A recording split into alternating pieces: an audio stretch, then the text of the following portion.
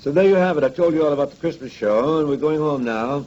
I may stop over in Spain for a little shooting and then go home to do a show be produced by the same people, Hemion and Smith, celebrating the 50th anniversary of Kraft Cheese Corporation in their participation in radio and television, and they're going to use all the people that are around there now that were around then, and I'm to be the compere for that thing.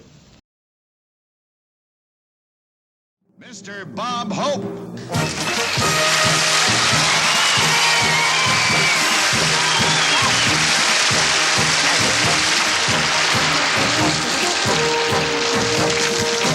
It began with a man with a dream and a horse and a wagon, with a dream and a horse and a wagon and a will to do everything to make that dream come true.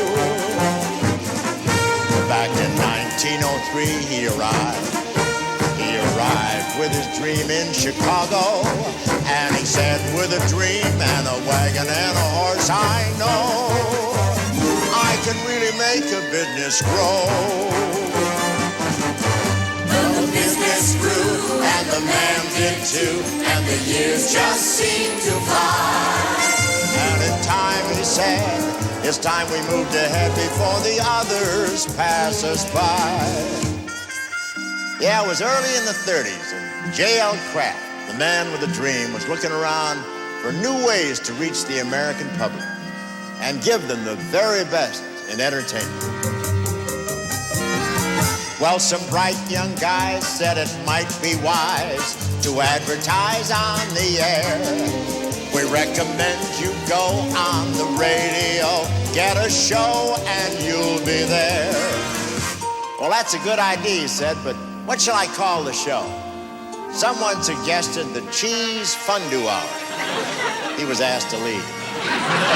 Now, they finally decided to name the new baby the Kraft Music Hall. And it was born on November the 8th, 1934. And it was an instant hit. Now, the hosts who ran the hall all possessed that special thing, like Paul Whiteman, Al Jolson, and the one and only Bing. In the summer, Nelson Eddy and Mickey Rooney did the job. Then George Murphy, Don Amici, and Bing's little brother Bob.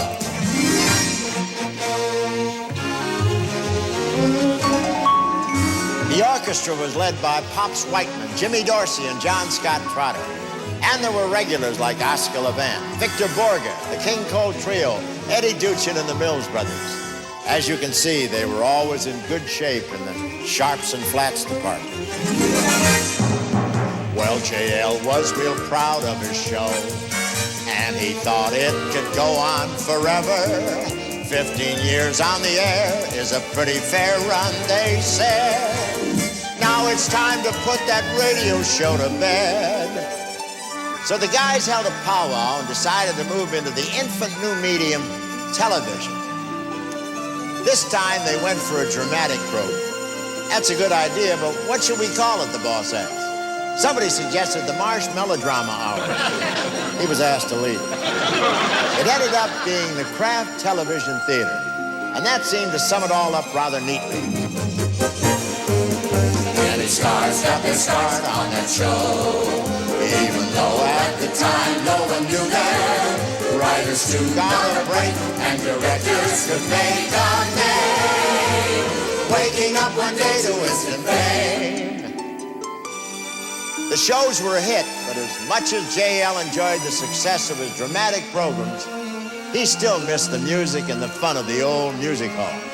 So in 1957, the word went out from Chicago, get me the nicest, finest singer in the business, and let's give him a TV show. Someone suggested Bob Hope. He was asked to lead. But the man who came up with Perry Como got a nice promotion and an extra slice of you-know-what in his envelope each week. J.L. approved, and obviously so did the rest of America. Well, they had a ball on the music hall. Mr. C was quite the rage, and the critics cheered whenever he appeared, saying this was TV's golden age. Yeah, Perry was the proprietor of the premises for 8 beautiful years. Then a galaxy of big-name hosts took over the keys to the hall. Andy Williams, John Davidson, Alan King, Johnny Carson, Dick Van Dyke, Mitzi Gaynor, Telly Savalas, and Barry Manilow. They continue to provide the best in variety entertainment right up to today. Many years have gone by since that day when the man with a dream started dreaming. Though his shows gained acclaim, he maintained that same desire to please that he had from the start when he drove his horse and cart. Just a man with a job to do and a dream that finally came true.